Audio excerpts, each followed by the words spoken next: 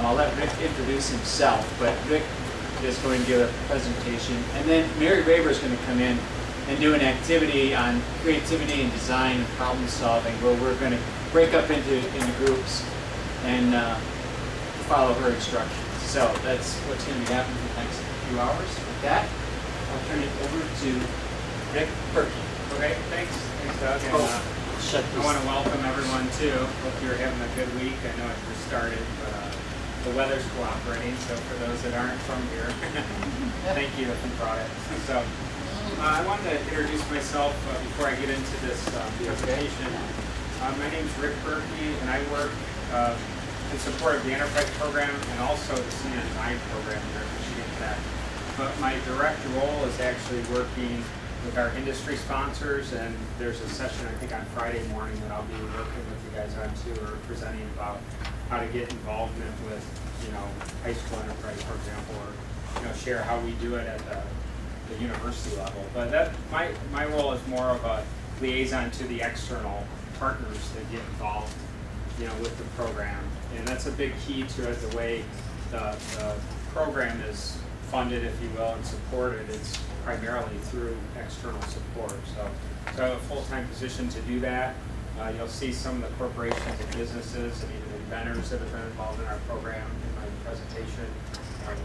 On the academic side, I'm also advising one of the enterprise teams. That's our super mileage systems enterprise. So I've got an advisory role as well. So I kind of wear a couple different hats, if you will, but I think that only reinforces when I'm talking to industry, the strength of the programs, because I've got that perspective as well. I'll just mention too that some of this material is actually kind of the standard presentation that I give to our corporate partners when I'm introducing the program for the first time. So a lot of it's kind of background. Some of it I thought was maybe a little more specific to this audience, and I guess I would leave it too. If there's any questions along the way, we can keep it informal. You don't have to wait till the end. So this is all on the website? This presentation will be, yeah. Okay. It's not posted right now, but I'm going to make sure that Felicia can get it up. So, yep, absolutely. So it's just kind of a basic agenda. I just want to go through an overview. Maybe the one slide's on Michigan Tech. I don't know how much you guys want on that, but a lot of times, like I said, I introduce that to corporate partners who may not even know who Michigan Tech is, although a lot of our partners already have some connection. And then we'll go through enterprise. We'll go through some data and metrics that we've collected on the program since we've implemented it. The importance of the industry involvement. Moving forward, some of the directions we're taking the program, which include high school enterprise, and questions and discussion. But like I said, we can do that along the way as well. So, for those that aren't familiar with Michigan Tech, the mission is we prepare students to create the future. That's important for me to bring up when I'm talking about enterprise, because our mission aligns so directly with that. And it's nice to be involved in a program that aligns with the top mission of the overall institution.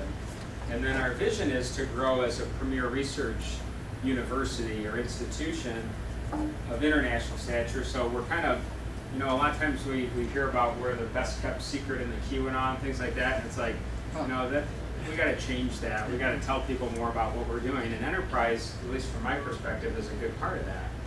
And as you can see, we're located 4 miles past the end of the earth, so we're up in the QAnon here. Actually, it's a nice place to live and raise a family. So, if you can handle snow and get outdoors like Doug does, skiing and whatnot, it's a great place. So, I think it's a good place for a university too, for creative thought and research and things like that. So you're kind of, you're removed from maybe some of the other fast-paced, bigger community type issues, and I think that actually fosters, some of the strength in the programs.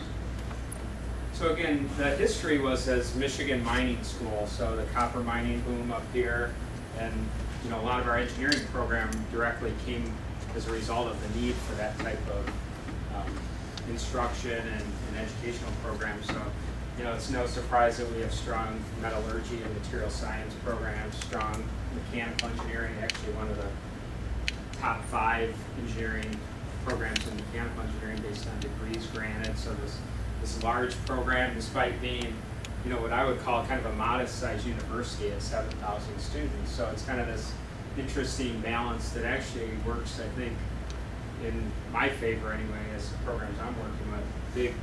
Big technical focus, STEM we'll talk about a little bit more here, but small enough university that you don't necessarily have too many politics to deal with as far as getting your, you know, moving forward on agendas with that educational programs.